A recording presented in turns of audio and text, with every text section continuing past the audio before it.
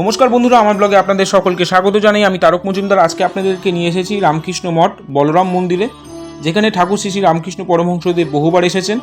আজ ঠাকুর শ্রী শ্রী রামকৃষ্ণ পরমহংসদেবের 190তম তিথি পুজো।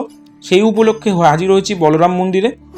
1836 সালের 18ই ফেব্রুয়ারি পশ্চিমবঙ্গের কামারপুকুর গ্রামে পিতা ক্ষুদিরাম চট্টোপাধ্যায় এবং মাতা চন্দ্রমণি দেবীর চতুর্থ সন্তান গদাধর চট্টোপাধ্যায়ের জন্ম। এটি হচ্ছে বলরাম বোসের মন্দির, যেখানে ঠাকুর শ্রী শ্রী রামকৃষ্ণ পরমহংসদেব 1884 সালের 3রা জুলাই উল্টো রথের দিন আসেন এবং রথ টানেন, এবং 1885 সালের 14ই জুলাই তিনি এই বাড়িতে আসেন। এখানেই 1897 সালের 1 মে রামকৃষ্ণ মিশন প্রতিষ্ঠা করেন স্বামী বিবেকানন্দ। 1922 সালে এখানে রামকৃষ্ণ মঠের পথ চলা শুরু হয়। এটির ঠিকানা 7 নম্বর গিরিশ এভিনিউ। এটি হচ্ছে মা শারদা এই ঘরে থাকতেন। এটি শারদা মায়ের মন্দির। আর এটি হচ্ছে জগন্নাথ দেবের মন্দির। বলরাম বোসের কুলদেবতা হচ্ছে জগন্নাথ। এটি হচ্ছে বলরাম বোসের জগন্নাথ দেবের মন্দির।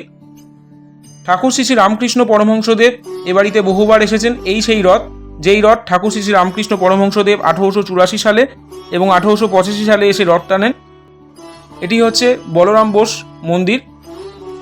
আজ ঠাকুরের 190তম তিথি পুজো। পোস্টটি যদি ভালো লাগে তবে অবশ্যই লাইক, শেয়ার এবং ফলো করবেন। সকলে ভালো থাকবেন, সুস্থ থাকবেন। জয় ঠাকুর, জয় মা, জয় স্বামীজি।